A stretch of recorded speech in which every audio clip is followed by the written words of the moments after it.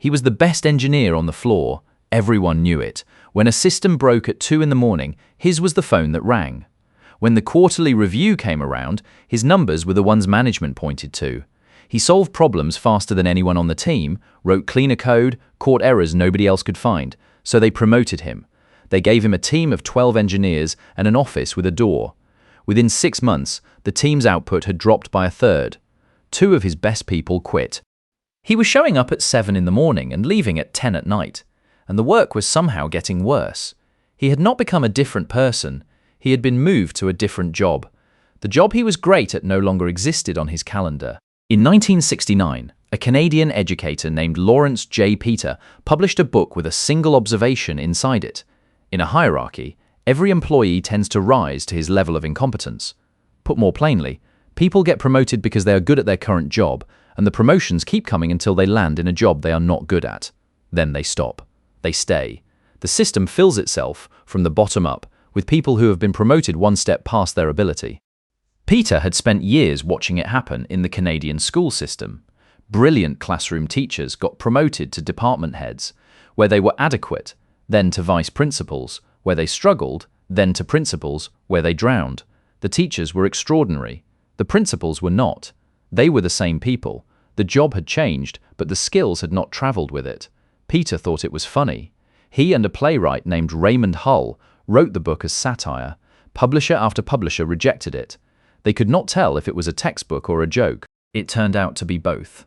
The book sold millions of copies and became one of the most cited observations about how organizations actually work.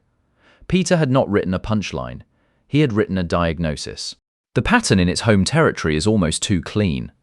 A salesperson closes more deals than anyone in the region. She understands customers. She reads a room.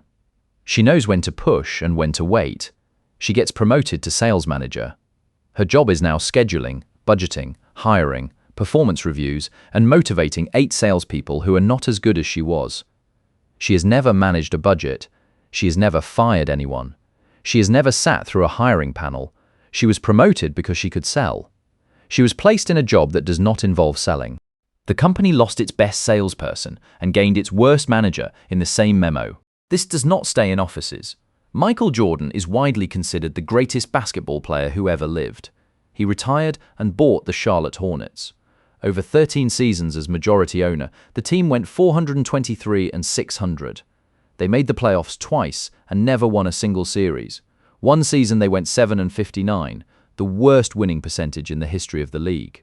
Jordan understood basketball at a level almost no human ever has. Running a basketball organization is a different job. The instincts are different. Reading a defense in a quarter second does not help you evaluate a 19-year-old's ceiling from a scouting report. The greatest player became an ordinary owner. The Peter principle does not care about greatness. It only cares whether the skills that made you great are the same skills your new job requires. Usually they are not. The same shape appears in hospitals. A surgeon with extraordinary hands, a reputation built over 20 years, the kind of doctor other doctors send the difficult cases to. She is offered chief of surgery. The job is hospital politics, budget fights, staffing decisions, and managing 40 egos in scrubs. She was not chosen because she could manage. She was chosen because she could cut. The scalpel does not help in the boardroom. In 2018, 3 researchers decided to stop treating Peter's observation as a punchline and start treating it as a hypothesis they could measure. Alan Benson, Danielle Lee, and Kelly Shue tracked 53,035 sales employees across 214 American companies over 6 years. They measured who got promoted and what happened afterward. The best salespeople were the most likely to be promoted to manager. That part surprised nobody. But those top salespeople, once promoted, oversaw teams whose numbers fell. A salesperson whose pre-promotion performance had doubled predicted, on average, a 7.5% decline in the sales of each person they now managed. The better you were at selling, the worse you were at managing sellers.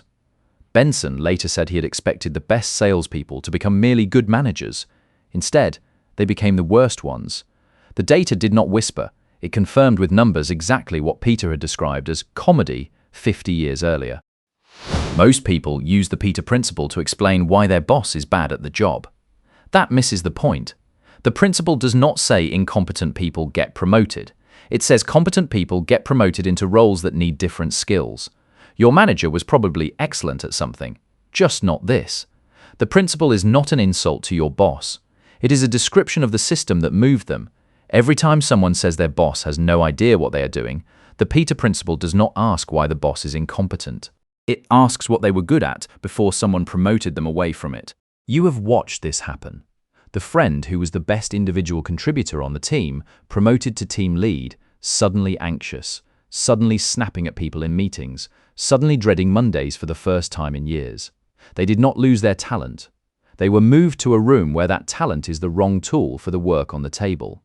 The favorite teacher from high school who became an assistant principal and was never the same. Not worse as a person, worse as a fit. The brilliant cook who opened a restaurant and discovered that running a restaurant is not cooking. It is payroll, health inspections, vendor calls, and firing people who show up late. The cooking was the part that got them there. The cooking is now the smallest part of the job. You might be sitting in this yourself right now, working harder than you have ever worked, producing less than you ever have, blaming yourself for not adapting fast enough when the truth is that the job is not harder than the old one. It is different from the old one. A chess master does not become a better poker player by studying more chess. 3 physicists at the University of Catania in Italy ran the math in 2010. Alessandro Plucino, Andrea Rapisada, and Cesare Garofalo built a computer simulation of a standard hierarchy and tested 2 promotion strategies side by side. The first was the one every company uses. Promote the best performer. The second was random. Flip a coin. Promote whoever it picks. The random strategy produced better outcomes for the organization.